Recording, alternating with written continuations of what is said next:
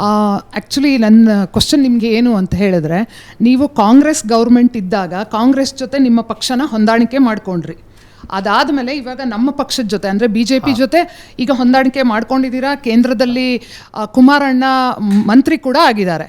ನಾವು ರ್ಯಾಲಿ ಎಲ್ಲ ಮಾಡಿದ್ವಿ, ಯಾವುದು ಮೈಸೂರು ಚಲೋ, ಇದು ಯಾತ್ರೆ ಎಲ್ಲ ಮಾಡಿದಾಗ ನೀವು ಸೆಪ್ರೇಟಾಗಿ ಇನ್ನೊಂದು ರ್ಯಾಲಿ ಥರ ಮಾಡಿದ್ರಿ. ಈಗ ನಾವು ಅಂದರೆ ನಮ್ಮ ಪಕ್ಷದವರು ಜನಾಕ್ರೋಶ ಯಾತ್ರೆ ಕೂಡ ಮಾಡ್ತಾ ಇದ್ದೀವಿ. ಬೆಲೆ ಏರಿಕೆ ಆಮೇಲೆ ಈ ಗ್ಯಾರಂಟಿಗಳಿಗೋಸ್ಕರ ನಾವು ಹೋರಾಟ ಮಾಡ್ತಾ ಇದ್ದೀವಿ. ಈಗ JDS ಪಕ್ಷ ಅನ್ನೋದು ಜನ ಗುರುತಿಸ್ಕೊತಾ ಇರೋದು ಗ್ರಾಮೀಣಾಭಿವೃದ್ಧಿ ಪಕ್ಷ ಪ್ಲಸ್ ರೈತರಿಗೋಸ್ಕರ ಇರೋ ಪಕ್ಷ ಅಂತ ಗುರುತಿಸ್ಕೊತಾ ಇದ್ದಾರೆ.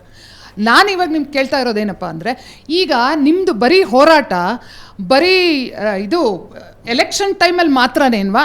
ಇವಾಗ ಯಾಕೆ ನಮ್ಮ ಜೊತೆ ಆ ಹೊಂದಾಣಿಕೆ ನಿಮಗೆ ಜ್ಞಾಪಕ ಬರ್ತಾ ಇಲ್ವಾ ಅಂತ ಕೇಳ್ತಾ ಇದ್ದೀನಿ. ಮೂಡಾಯಿಂದನೇ ಶುರು ಮಾಡ್ತೀನಿ. ನಾವು ಪಾದಯಾತ್ರೆ ಮಾಡಿದ ಜಿಲ್ಲೆಗಳು ಯಾವುದು ಅಂದರೆ, ಕೆಂಗೇರಿಯಿಂದ ಪ್ರಾರಂಭ ಮಾಡಿದ್ವಿ. ರಾಮನಗರ, ಚನ್ನಪಟ್ಟಣ ಅಪ್ ಟು ಮೈಸೂರವರೆಗೂ ಹತ್ತತ್ರ 121 ಕಿಲೋಮೀಟ್ರು 11 ದಿನಗಳ ಕಾಲ ಹೆಜ್ಜೆ ಹಾಕಿದ್ವಿ. ಕರೆಕ್ಟ್ ಅಲ್ವೇ? ಈಗ ನನಗೆ ಸಮಸ್ಯೆ ಏನಾಗಿದೆ, ಸಮಸ್ಯೆ ಅನ್ನೋದಕ್ಕಿಂತ ನನ್ನ ಪೂರ್ವಜನ್ಮದ ಪುಣ್ಯ.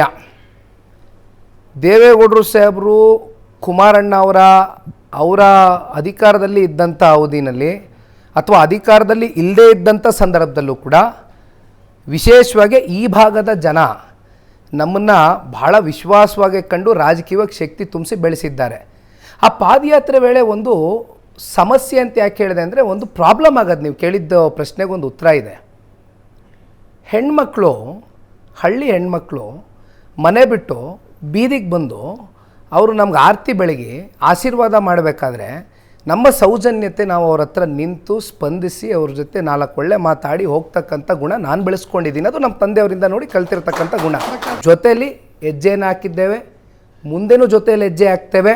ಇವತ್ತು ನೀವು ಯಾವುದೇ ಹೋರಾಟ ಮಾಡಬೇಕಾದ್ರೂ ಮೇಡಮ್, ನಮ್ಮ ಅಜೆಂಡಾ ಒಂದೇ ಇರತಕ್ಕಂಥದ್ದು, ಸರ್ಕಾರದ ವೈಫಲ್ಯತೆಗಳು, ದುರಾಡಳಿತ, ಭ್ರಷ್ಟಾಚಾರ, ಬೆಲೆ ಏರಿಕೆ ಏನೇ ಬರ್ಬೋದು ಅಥವಾ ಇವಾಗ ಏನೇ ಇರ್ಬೋದು, ಪ್ರಸ್ತುತ ರಾಜಕಾರಣದ ಬೆಳವಣಿಗೆಗಳು, ನಿಮ್ಮ ಜೊತೆಯಲ್ಲಿ ನೀವು ಒಟ್ಟಾಗೆ ಹೋಗ್ತೀವಿ. ಥ್ಯಾಂಕ್ಸ್.